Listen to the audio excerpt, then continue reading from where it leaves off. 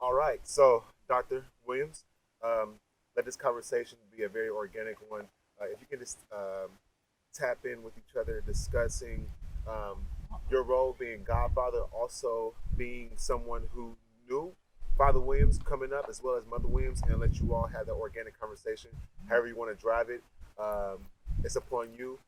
Let's just keep it within the frame of the story and the things that we talked about during pre-production. Okay. Yep. So I trust your drive. Okay. Good. So, Godfather, I'm glad we had this chance to really kind of talk. I wanted to be candid and truthful or what have you. So, I want to ask a couple of questions. I just want to talk to you specifically about your relationship. First of all, let's talk about the relationship with your cousin, my mother, and how was that, and what would you say was unique and different about her? First of all, she was the only kid. She grew up without a brother or sister. And back in those days, I didn't have a sister. And we always looked up to her as our big sister because, she was older than we were. Even though we all went to school here, she was older. And I remember the time when she was going home and the water was up. And she ain't had no way to get over there, and she got on that wire fence and crawled that wire fence across that creek. Wow. I don't know how she did. She crossed a creek. Yeah. Now was that to get home? Yeah. Where was she coming from at the time? Coming from town or somewhere, She lived way back on the other side of the river from us. I hear a lot about my sisters talking about some of the how difficult it was for her to go to school. And we think about the generation that we have now. It's real easy for them to catch a bus or they dropped off to school. But what was your experience and her experience like? Trying to go to school. Yeah, well, we had to walk to school. How far was that? How long was you saying? Well, we was living down here a mile down because she lived about 3 or 4 miles on the other side of us. Wow. Because she had to go around the river. So she had to go around the river. Yeah. Yeah. Past the cemetery. Past the cemetery in order to get education. Yeah. So she was determined. Yeah. She was determined to get. And she always was smart, She was always I used to love to hear her speak about what's that go down there? White Horse. You ever heard it? I've never heard of it. Yeah. Yeah. She could speak that. Do you think that she served as a mentor to other young women? Oh yeah, she did. Especially my little sister, when she born, she looked up at her. Of course, she was way old. So, do you think that her going to school contributed to her success later in life?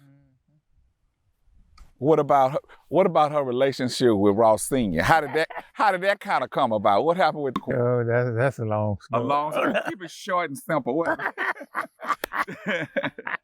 and your relationship with him, what was it like? What was it like? Me and Ross are real tight. I remember when your mama had left him, and he gave a party down at the club, and he bought her a beautiful necklace. And that night, well, what he did, he got Lily B, my wife, to bring Emily down there. Okay. And Emily said, "Well, where you going?" Lily B brought her down there. So when she got out, she come on in there. Ross had the club all set up. So he got the necklace and he walked around there. He put it on her neck. He said, I think she deserved it. I bet she did after that experience. But you talked about the club, and I look at him, and as I matured in life, I realized that I always looked out for, getting mentors as far as business professionals, CEOs of companies and so forth. And I didn't realize till I became a man that the businessman and the entrepreneur was right in my face, my dad, you talked about the club and some of the other things that he did with real estate and so forth. Talk to me about the church. I mean, you all really built the church. Well, in 1961, they tore the school down. Mm-hmm. And me and Ross went up there to the school board and talked to the school board member, and he told us that if we going to put the church there, he'd get it for. But Alton Long was the school board member at that time, and he said, "Now I tell you what you do." Said when they open it up for bid, they bid $10 and just stop. So when they open up for bid, I bid $10, and other people's bid. So Alton Long said, "Hold it." Said the New Nazarene Church want that property to move the church. So our motion that it be sold to the New Nazarene Baptist Church for $10. So the church was purchased for $10. $10, yeah, this Brown. Wow. And the church is how old at this particular point? 135 years old.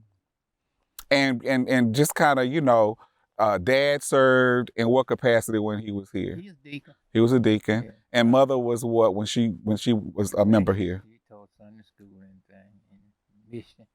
So mission, Sunday school, always in education in some form or fashion. I guess that's why my sisters and I, it was destiny for us to get an education, right?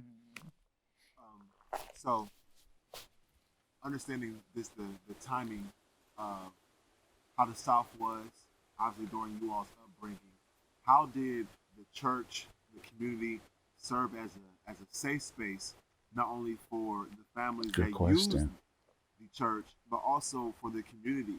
Obviously, being in the space in here in Louisiana, Jim Crow obviously was well alive.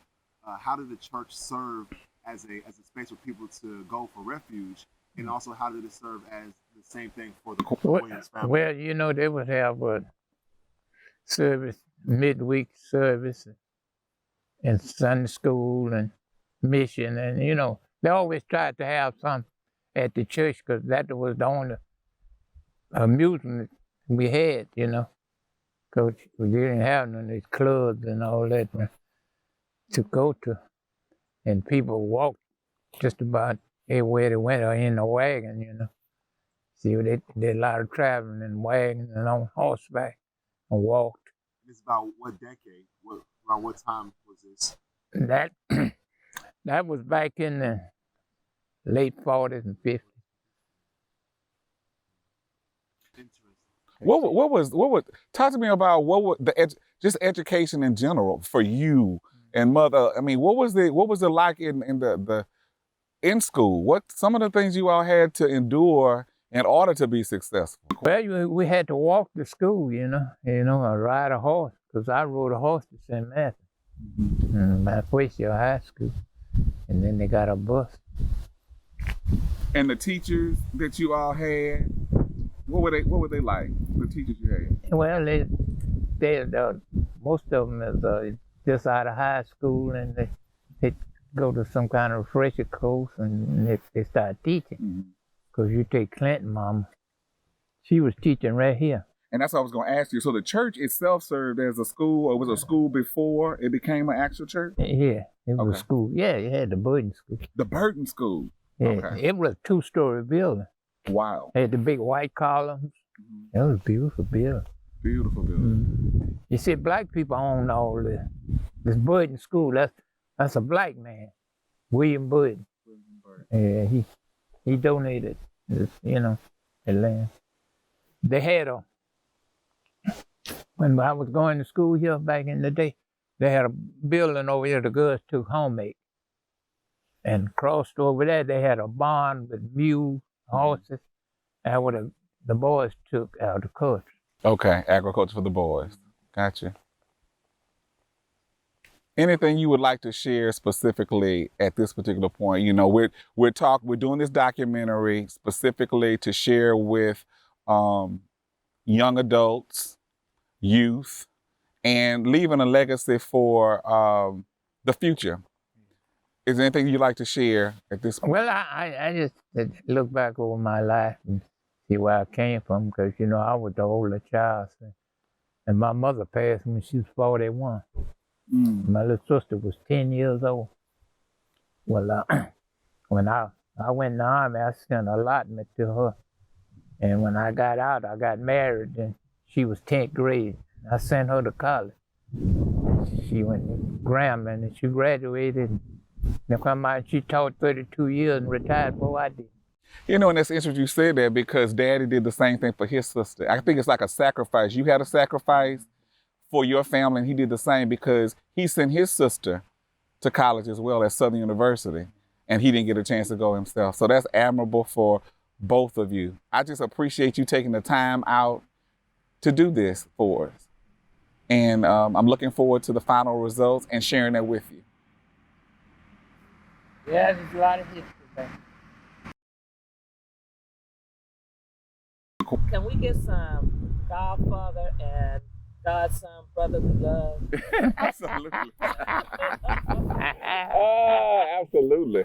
I do that with pride. He has always been there for me, and I thank God that we had a chance to sit down and have those conversations. You know, and young men nowadays don't have role models like you and Daddy to talk to and be their supporters. And that's one thing I want to do is give back to my community and make sure that I'm a mentor to let them know that you can live in the community of Natchitoches Parish and lead and excel, but always come back. Come back. Always come back.